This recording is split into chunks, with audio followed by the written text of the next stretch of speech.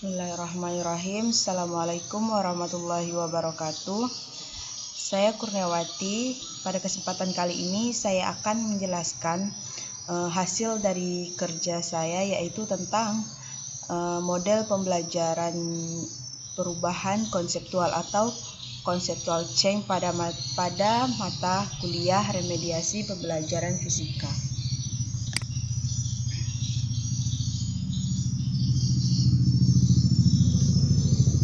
Adapun yang akan dibahas pada dalam makalah ini ialah yang pertama, definisi perubahan konseptual, perbedaan asimilasi dan akomodasi, konflik kognitif dan cara memunculkan konflik kognitif dalam pembelajaran fisika. Yang keempat, dissatisfaction, intelligible, plausible, dan fruitful. Dan yang terakhir, rancangan pembelajaran fisika menggunakan model POE. Di sini saya memilih model POE. Langsung saja pada pembahasan yang pertama, yaitu tentang definisi perubahan konseptual. Jadi model perubahan konseptual ini pertama kali itu diajukan oleh Posner, dan model ini pernah dikembangkan oleh Hewson, Strike dan Posner serta Torley. Dan model perubahan konseptual berkaitan dengan perspektif filosofis bahwa pembentukan pengetahuan dipengaruhi oleh pengetahuan yang telah ada, pengalaman masa lalu, dan kemampuan metakognitif. Model perubahan konseptual ini merupakan salah satu model pembelajaran yang berbasis konstruktivistik. Model perubahan konseptual adalah model pembelajaran yang memfasilitasi siswa agar terjadi proses perubahan konsepsi melalui pembangkitan dan restrukturisasi konsepsi-konsepsi yang dibawa oleh siswa. Sebelum pembelajaran, konsepsi ilmiah adalah konsepsi seseorang yang sama dengan konsepsi para pakar. Nah, konsepsi alternatif adalah konsepsi seseorang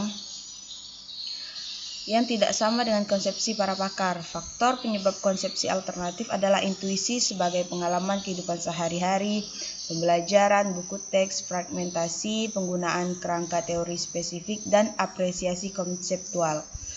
Jadi model pembelajaran perubahan konseptual ini mengasumsikan bahwa setiap siswa yang akan mengikuti pembelajaran di kelas telah mengalami miskonsepsi mengenai fenomena alam. Miskonsepsi itu perlu diperbaiki atau dihilangkan dengan memberikan pelajaran melalui demonstrasi, analogi, konfrontasi, dan contoh-contoh tandingan.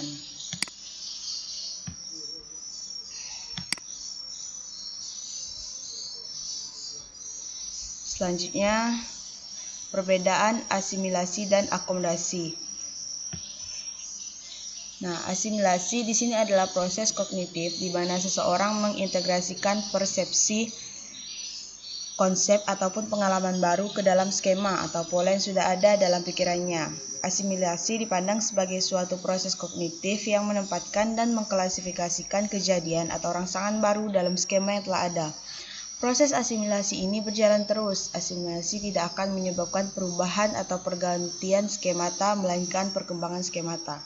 Asimilasi adalah salah satu proses individu dalam mengadaptasikan dan mengorganisasikan diri dengan lingkungan baru.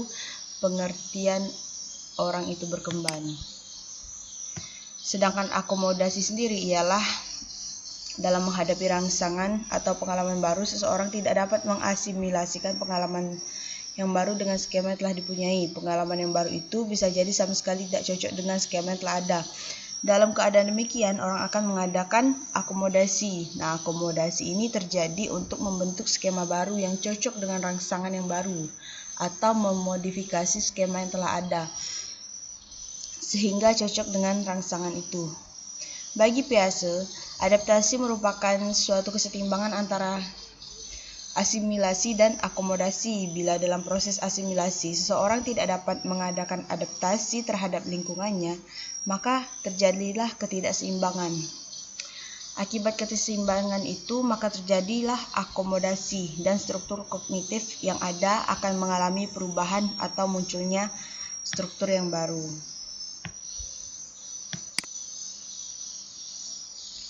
Yang ketiga, konflik kognitif dalam pembelajaran. Nah, konflik kognitif ini ialah keadaan di mana terdapat ketidakcocokan antara struktur kognitif yang dimiliki oleh seseorang dengan informasi yang baru yang didapat dari luar. Ketidakyakinan, keraguan, kebingungan, kontradiksi yang bertentangan dengan hal yang ada dalam pikirannya, maka hal tersebut menjadi tanda-tanda dari konflik kognitif. Piaget menyatakan bahwa struktur kognitif di dalam otak manusia berkembang melalui interaksi dengan lingkungannya melalui asimilasi dan akomodasi. Jika asimilasi dan akomodasi terjadi secara bebas atau tanpa konflik, maka dikatakan struktur kognitif berada dalam keadaan equilibrium dengan lingkungannya.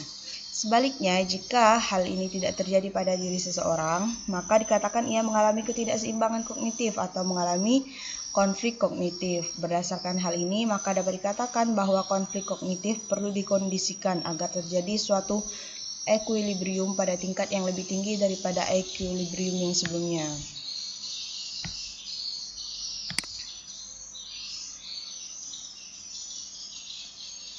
Nah, adapun cara memunculkan konflik kognitif dalam pembelajaran fisika itu bisa dilakukan dengan cara siswa diarahkan terlebih dahulu memberikan motivasi dan apersepsi dengan menampilkan animasi seperti dua bola dijatuhkan dari suatu meja di ketinggian tertentu secara bersamaan dengan membentuk lintasan yang berbeda. Untuk mengetahui pemahaman awal siswa, sebelum mendemonstrasikan, guru terlebih dahulu bertanya, yaitu bola manakah yang akan menyentuh lantai terlebih dahulu? Jika bola A dijatuhkan pada arah horizontal dengan kecepatan awal v0, sedangkan bola B dijatuhkan pada arah vertikal tanpa kecepatan awal. Nah, pertanyaan ini akan menimbulkan beragam tanggapan dari siswa. Ada siswa yang menjawab bola A jatuh terlebih dahulu karena jarak bola lebih dekat dengan lantai. Dan ada pula siswa yang menjawab bola B jatuh terlebih dahulu karena pada bola B yang dijatuhkan mempunyai kecepatan. Tahap ini pada dasarnya adalah tahap pengetahuan awal siswa. Pada saat guru mendemonstrasikan animasi tersebut, ternyata waktu bola A dan B saat menyentuh lantai itulah sama. Kegiatan pada tahap ini disebut sebagai tahap konflik karena setelah kegiatan ini pembelajaran menunjukkan bahwa betul sebagian besar mengalami konflik kognitif. Yang keempat, dissatisfaction, intelligible, plausible, dan fruitful. Perubahan konseptual tidak akan terjadi dengan mudah. Hal ini disebabkan miskonsepsi siswa sangatlah sulit untuk diubah.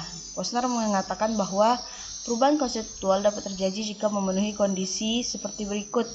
Yang pertama, harus ada ketidakpuasan atau dissatisfaction. Dengan konsep yang ada, ilmuwan dan para siswa tidak mungkin untuk membuat perubahan utama di dalam konsep mereka sampai mereka percaya bahwa adanya sedikit perubahan radikal yang terjadi. Perubahan seperti itu terjadi sebelum akomodasi. Suatu konsep baru harus dapat dimengerti atau memiliki kejelasan. Biasa disebut intelligibility. Individu harus mampu menyerap bagaimana pengalaman dapat tersusun oleh suatu konsep baru yang cukup untuk menyelidiki berbagai kemungkinan yang tidak bisa dipisahkan di dalamnya. Para penulis sering menekankan pentingnya analogi dan kiasan untuk kejelasan konsep baru tersebut. Yang ketiga, suatu konsepsi baru harus nampak pada awalnya masuk akal atau memiliki logika, yang biasa disebut plausibility. Adapun konsep baru yang diadopsi harus sedikitnya nampak untuk mempunyai kemampuan memecahkan permasalahan yang dihasilkan oleh konsep pendahulunya.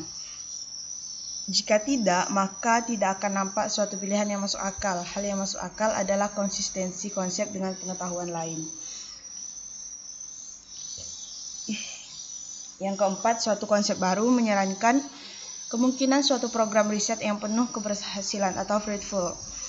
Konsep baru tersebut potensial untuk diperluas hingga dapat merintis area pemeriksaan yang baru terhadap konsep tersebut. Nah, di sini kan disuruh memilih beberapa model, salah satu dari beberapa model, dan saya di sini memilih model POE. Nah, model pembelajaran POE ini merupakan salah satu model yang dapat membantu mengaktifkan siswa dalam proses pembelajaran. Karena pada model ini peserta didik tidak hanya mendengarkan tetapi juga mengamati peristiwa yang terjadi melalui eksperimen. Model pembelajaran ini juga dapat digunakan untuk menemukan ide inisial peserta didik, mengeneralisasikan diskusi dan investigasi, serta memotivasi peserta didik yang ingin menyelidiki konsep menggunakan cara eksperimen. POE ini merupakan singkatan dari Prediction, Observation, dan Explanation. POE ini juga ada yang menyebutkan sebagai strategi pembelajaran, di mana guru menggali pemahaman peserta didik dengan cara meminta agar mereka melaksanakan tugas utama, di mana tugas utama ini ada 3 macam, yaitu prediksi, observasi, dan explain, memberikan penjelasan atau argumen. Adapun ketiga tugas dalam model POE ini yaitu yang pertama prediction. Tahap prediction yaitu siswa membuat prediksi atau dugaan awal terhadap suatu permasalahan. Yang kedua observation. Pada tahap ini siswa membuktikan prediksi yang telah dibuat dan siswa diajak melakukan eksperimen berkaitan dengan masalah atau persoalan yang ditemukan. Selanjutnya siswa mengamati apa yang terjadi, kemudian siswa menguji kebenaran dari dugaan sementara yang telah diperbuat. Tahap observation pada model POE ini identik dengan fase exploration pada pendekatan konstruktivis. Yang ketiga, explanation. Tahap explanation atau menjelaskan, yaitu siswa memberikan penjelasan terhadap hasil eksperimen yang telah dilakukan. Semua sintaks model POE ini melibatkan siswa. Dengan siswa terlibat, maka siswa akan dengan mudah memahami materi pembelajaran. Miskonsepsi terjadi karena salah satunya kesalahan guru dan cara mengajar guru. Salah satu faktor dari kesalahan cara mengajar adalah dengan metode ceramah.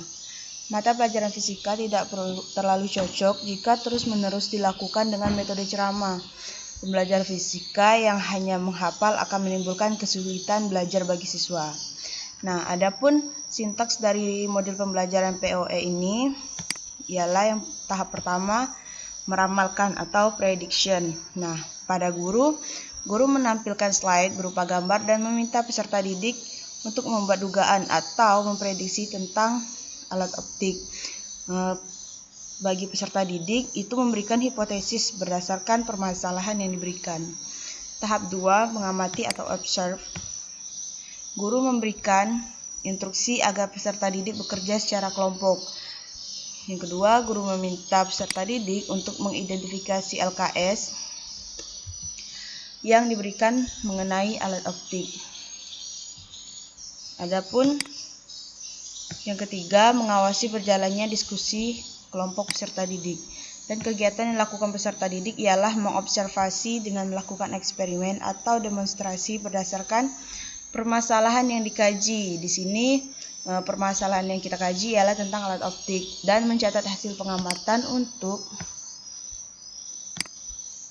direfleksikan satu sama lain. Dan tahap 3 menjelaskan. Guru meminta peserta didik untuk mempresentasikan hasil diskusi serta guru memverifikasi jawaban atau hasil diskusi peserta didik. Adapun peserta didik mendiskusikan fenomena yang telah diamati secara konseptual matematis serta membandingkan hasil observasi dengan hipotesis sebelumnya bersama kelompok masing-masing. Mempresentasikan hasil observasi di kelas serta kelompok lain memberikan tanggapan sehingga diperoleh kesimpulan dari permasalahan yang dibahas. Sekian pembahasan dari saya mengenai model pembelajaran perubahan konseptual. Kurang dan lebihnya saya mohon maaf. Wabillahi taufiq wal hidayah. Wassalamualaikum warahmatullahi wabarakatuh.